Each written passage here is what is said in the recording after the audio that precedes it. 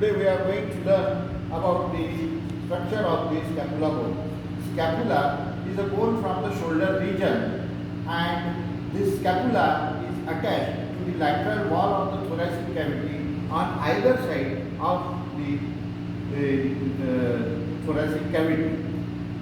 Distally, it is attached to the proximal extremity of the humerus where the head is there to form the shoulder girdle. It is placed obliquely downward and forward. Now, we will separate this scapula, and separately when we look at the scapula, you will see that scapula is a flat type of bone. It means it is compressed on either side and it is triangular in shape. Now, since we have called it flat because it has having two surfaces. Now, we have not so far named these surfaces, but we can see two surfaces, one and second. We have termed it as it is triangular in shape, and therefore it should necessarily have got three borders and three angles. Now it's time to provide them name. So the surface, first we will name the surfaces. There is one surface which is having this spine. That spine surface is termed as lateral because it is on the outer side of the thoracic cavity or the body. The other surface is not having any structure. That surface is attached with the thoracic cavity, and therefore that is termed as medial surface. Now about the border, there are three borders as I said. If you look at the thickness and the thinness of these borders, you will find that one of the border is thin, and that thin border is named as the cranial border, whereas thick border is called as the caudal border. The dorsal border, normally it carries the scapular cartilage above it. Then the angles, the angle formed by the dorsal border and the cranial border, that is called as cranial angle. The angle formed by the dorsal border and caudal border is called as caudal angle, and the angle formed by cranial border and caudal border is called as the ventral angle. Now we will in detail try to see the surfaces, borders and angles. Now first we will start with the lateral surface. Look at the lateral surface, you will see that the lateral surface is characterized by presence of this spine, and this spine divides the lateral surface into two unequal parts, and if you look at the proportion, you will see that this is one part and this is about 3 times larger. Therefore we will say that the lateral surface is characterized by presence of spine which divides the lateral surface into two unequal parts in the proportion of 1:3. The spine starts from the dorsal border. This is dorsal border. From here it is starting and is running towards the ventral angle, where it ends into a pointed projection.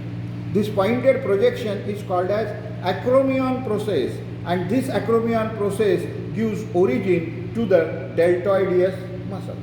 Now in the middle of the spine, you will see that there is a rough protruded structure, and that is called as the tubercle, and this tubercle is named as tuber spinae. The purpose of this tuber spinae is it gives insertion to the trapezius muscle, which is coming from the dorsal and the cranial and caudal portion of the neck and the thoracic cavity. Then the medial surface. Here you will see that the medial surface is characterized by presence of a depression. This depression is called as subscapular fossa, where it lodges one muscle which is named as subscapularis muscle. Now if you look at this subscapular fossa, you will see that the subscapular fossa is wide in the middle, and as you go towards the dorsal border, you will see that it is becoming narrow.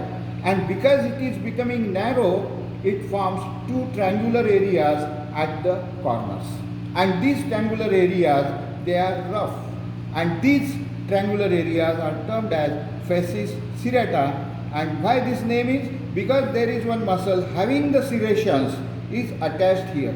One is going here in the neck part, and the other is coming from the thoracic part and getting inserted on these fasces serrata. So therefore this muscle is named as serratus ventralis muscle, having two parts, that is serratus ventralis cervicis and serratus ventralis thoracis. This is all about the surfaces. Now the borders. Now look at this border. This is cranial border. Cranial border is convex proximally, but as you go down towards the distal part, here it is becoming concave, and based on the thickness you will see that it is very thin.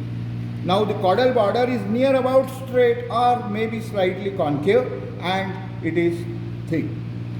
The dorsal border, although here you are not able to see any structure here, but in the living state it is always covered or attached by a scapular cartilage.